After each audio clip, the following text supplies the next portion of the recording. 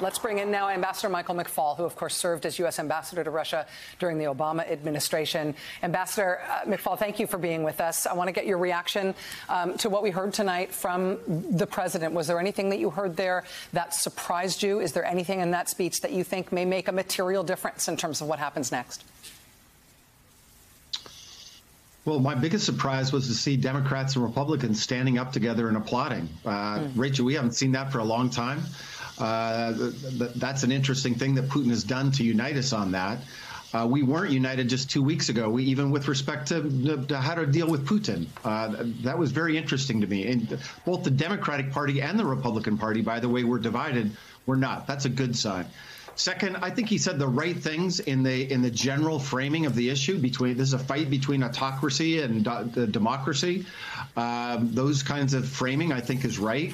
I would have liked a little more detail on that. I think explaining to the American people why this matters to us, why the fight in Ukraine matters not just for democracy and freedom in Ukraine, but Europe and ultimately for us. He said it. You know, he said a sentence. He said, we got to stop dictators now before they go further. But I think just a couple more paragraphs would have been appropriate.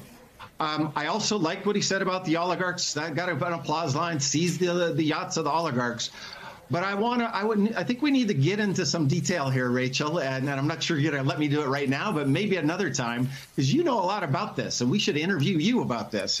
I'm remembering a book called Blowout, and that is to say not all oligarchs are alike. We just keep throwing this term around as if they're all a bunch of rich people and they all live in London and they're all close to Putin. It's not true. Some oligarchs live in London and have yachts there, and Putin hates them. And some oligarchs don't live in London. They run the oil and gas companies, and we're not seizing their assets. And they want those other assets of those oligarchs to be seized. So it's the right thing to do. I support sanctions. They're putting a lot of pressure on the Russian society. I just think we got to be careful about how we talk about how these kinds of things will actually impact Putin and his decision making. It's not so clear cut the way it works. Yeah, it needs to be done careful if it's going to have the impact that it's intended to have. Surgically. Yes. Ambassador McFaul, I want to press you on what you heard in what was really the most soaring part of the speech, lifting up President Zelensky, who is right now the world's most visible freedom fighter, and his people.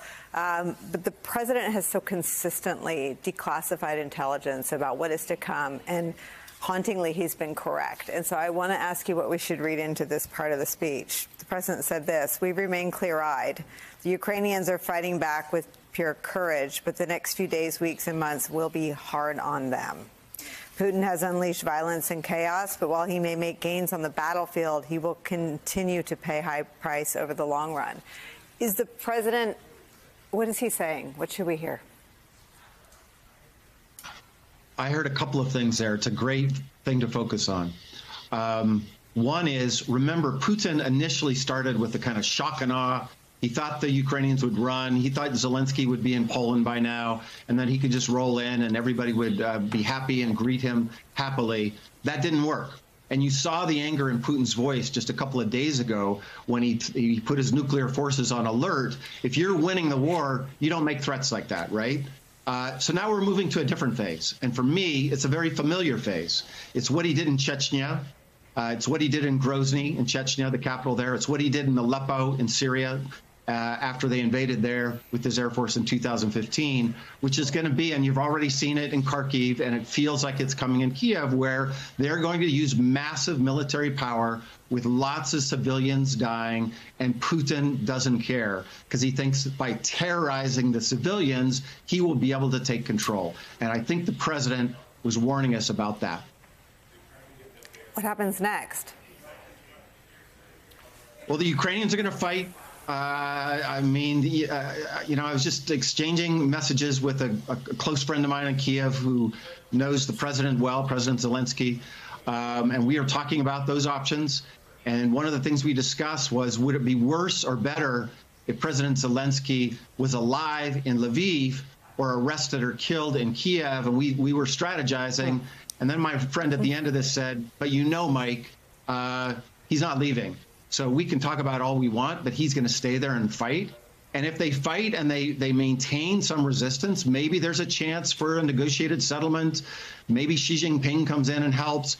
But that's not what I predict. My prediction is going to get very nasty, and it's going to be very tragic. And then we're going to feel even more what I feel today is it's great to be unified. It's great that NATO's together. It's great that we're supplying the Ukrainians. We should be supplying more, by the way, more weapons, more Stingers, more Javelins now. That's what I hear from Ukrainians on the ground. But when this assault comes, we're all going to be unified, watching as the Ukrainians fight.